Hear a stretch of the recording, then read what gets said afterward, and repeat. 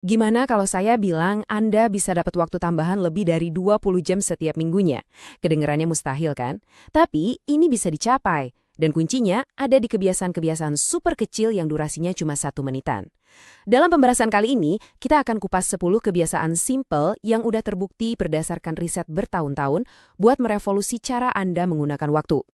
Dan yang paling kerennya apa? Sistem ini tuh lahir bukan dari seorang jenius produktivitas, tapi dari seseorang yang ngaku sendiri kalau dia dulu benar-benar payah soal ini. Ini bukti nyata, kalau siapapun bisa menguasai waktu mereka. Ini bukan soal bakat, tapi murni soal strategi yang tepat. Yap, Anda nggak salah lihat. 20 jam lebih. Coba deh berhenti sebentar dan bayangin mau Anda apakan waktu ekstra sebanyak itu. Waktu buat keluarga, buat hobi yang udah lama terbengkalai, atau sekedar buat bernafas lega. Inilah hasil nyata yang ada di depan mata kita. Oke, mari kita bedah strateginya. Ada 3 bagian utama. Pertama, kita siapin dulu fondasinya, yaitu pikiran dan ruang kerja kita. Kedua, kita lihat aturan mainnya pas lagi beraksi.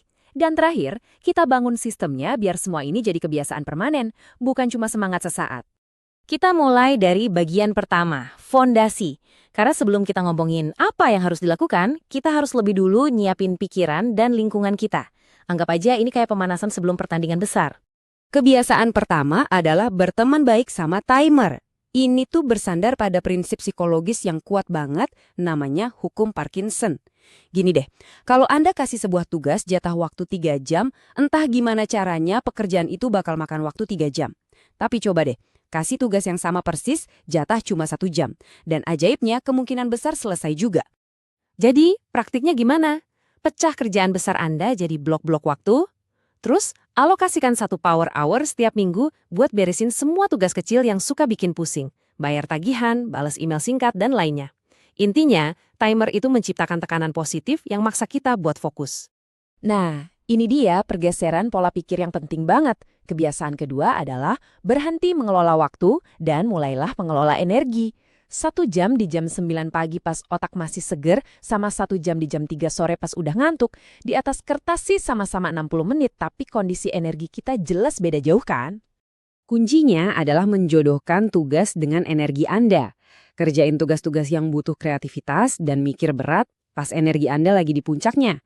Sebaliknya, simpan kerjaan administratif yang repetitif buat momen-momen pas energi Anda mulai turun.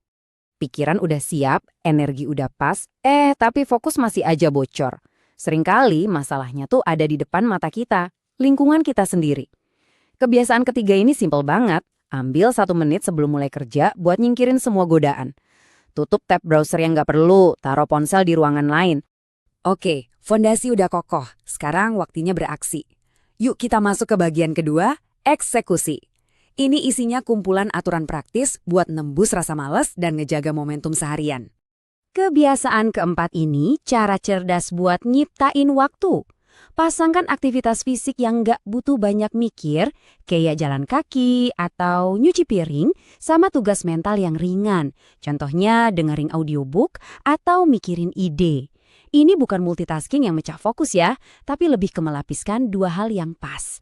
Berikutnya adalah kebiasaan kelima. Sebuah aturan yang bisa ngubah segalanya. Aturan 1 menit.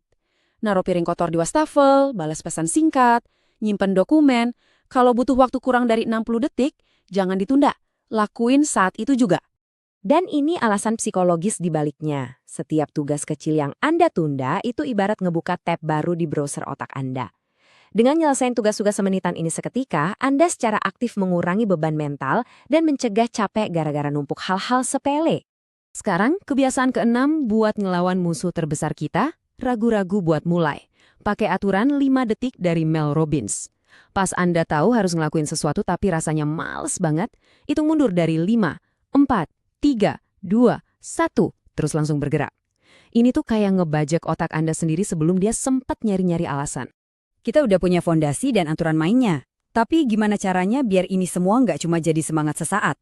Jawabannya ada di bagian terakhir dan paling penting, sistem. Ini cara kita bikin semuanya berjalan otomatis. Kebiasaan ketujuh adalah mengubah daftar harapan jadi kenyataan. Apa bedanya to-do list sama kalender? To-do list itu daftar keinginan tanpa komitmen. Tapi pas Anda masukin ke kalender, Anda ngasih tugas itu waktu dan tempat yang nyata di hari Anda. Kebiasaan ke-8 adalah melawan musuh produktivitas yang gak kelihatan, perpindahan konteks. Banyak yang ngira mereka lagi multitasking, padahal sebenarnya otak mereka lagi lompat-lompat panik dari satu jenis tugas ke tugas lainnya. Dan setiap lompatan itu ngabisin energi mental. Coba pikirin angka ini. Cuma gara-gara ngelirik satu notifikasi, otak Anda bisa butuh waktu sampai 10 menit buat balik ke level fokus semula. Itulah harga dari satu perpindahan konteks. Makanya, kelompokkan tugas sejenis. Alokasikan blok waktu khusus buat email, khusus buat nulis, khusus buat rapat. Jangan dicampur aduk. Slide ini dengan sempurna ngebongkar ilusi kesibukan. Kebiasaan ke-9 adalah nanya ke diri sendiri setiap pagi, apa 3 hal yang kalau saya selesaikan hari ini bakal bikin hari ini terasa menang. Bedain antara sekedar sibuk sama menghasilkan dampak. Dan yang terakhir, kebiasaan ke-10. Ini kedengarannya sepele, tapi dampaknya luar biasa. Prinsipnya simple, semuanya punya rumah. Waktu kita sering bocor bukan karena tugas besar, tapi karena akumulasi 3 menit nyari kunci atau 5 menit nyari file di laptop. Coba deh jadiin ini standar baru Anda. Dengan sistem yang rapi, Anda bukan cuma hemat waktu, tapi yang lebih penting Anda nyelamatin energi mental yang harusnya dipakai buat mikir kreatif, bukan buat frustrasi nyari-nyari barang. Jadi inilah inti dari semuanya. Orang-orang paling produktif itu bukan manusia super. Mereka cuma lebih teliti aja dalam nambal kebocoran-kebocoran kecil di ember waktu mereka. Kebocoran yang dianggap normal dan diabaikan sama kebanyakan orang. Pada akhirnya, ingat ini, waktu itu satu-satunya aset yang nggak bisa beli kembali. Bukan keputusan besar setahun sekali yang ngebentuk hidup kita, tapi ribuan kebiasaan kecil yang kita ulang tanpa mikir setiap harinya. Itulah yang nentuin segalanya. Jadi, dari 10 kebiasaan ini, jangan coba semuanya sekaligus. Itu resep paling ampuh buat gagal. Pilih satu, cuma satu. Mana yang paling kena buat Anda saat ini? Itulah titik awal Anda untuk merebut kembali waktu Anda mulai hari ini.